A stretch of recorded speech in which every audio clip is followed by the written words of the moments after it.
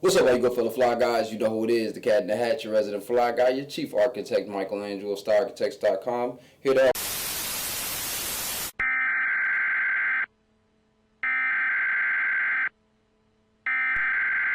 We interrupt our program to bring you this important message.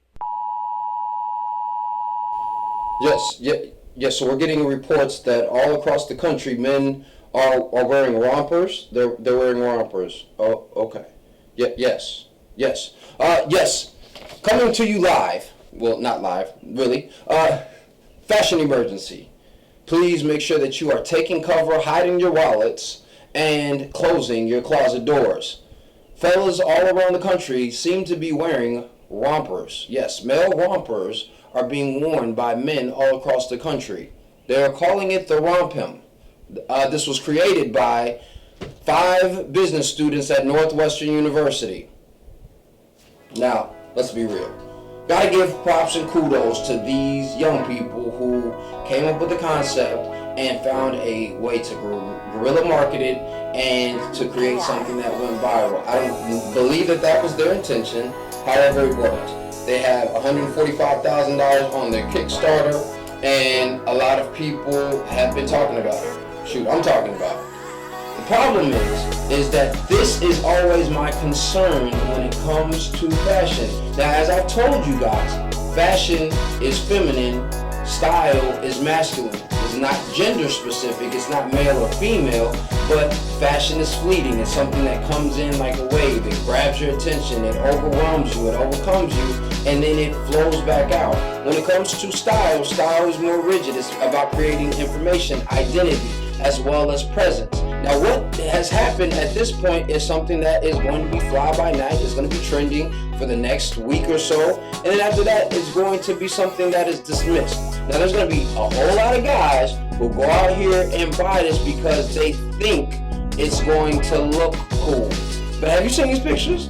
Have you seen what these dudes look like? The shorts are cut extremely short so that it accentuates the leg.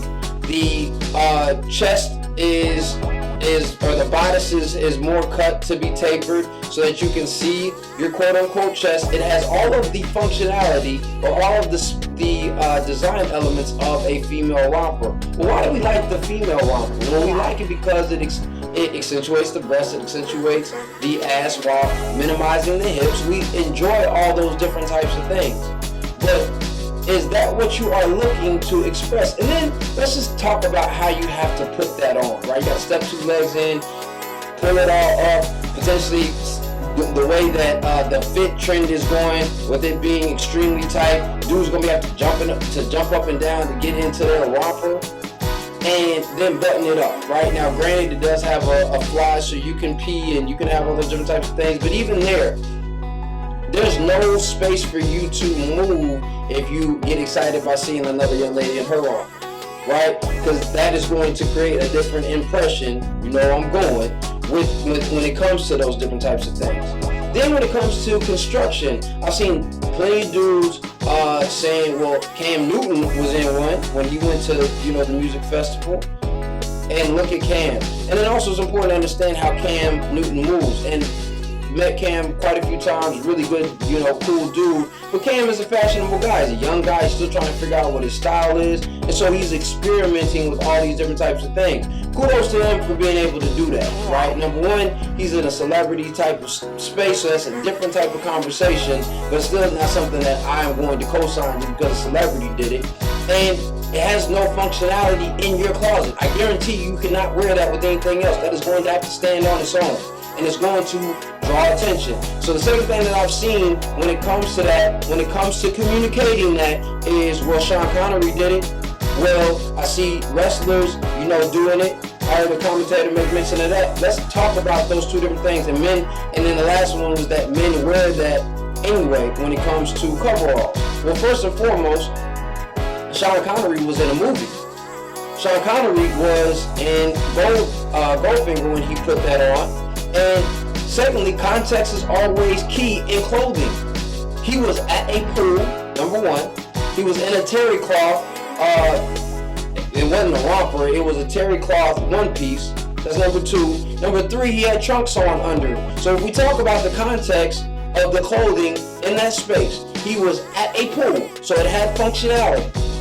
This is something that he was gonna wear before he headed down to the pool. If he was at a beach, he would wear those things, and he had trunks on under them, number 2. So it was just for him to chill in before he got into the pool. And number 3, it was terry cloth. So in reality, that was something that was similar to him wearing a towel.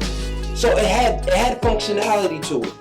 If you're talking about the wrestlers, like this is spandex, right? But in that space, it's for wrestling. It serves a purpose in that space. And lastly, if we're talking about coveralls, that has functionality. It's called coveralls. It's supposed to cover all of your garments that you have under those coveralls. So mechanics may wear them to keep oil from getting on to their t-shirt, their jeans. You know, if you were wearing anything that was you were concerned about getting damaged, you put it in coveralls. It covers up everything. So it's not the same thing.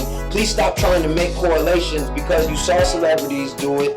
They live in a different world. Because you saw a movie.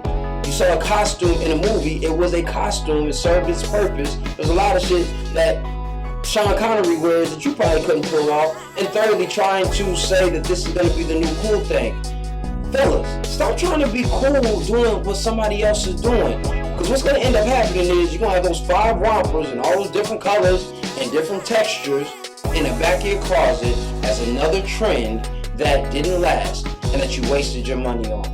Far better for you to get a nice Oxford button-down collared shirt, some shorter shorts if that's your thing, tucking them in, adding a nice ribbon or braided belt, and going about your day and looking like a dude who knows what style truly is, than you following a fashion trend. Again, no knock to those kids who did their thing from a business and marketing standpoint.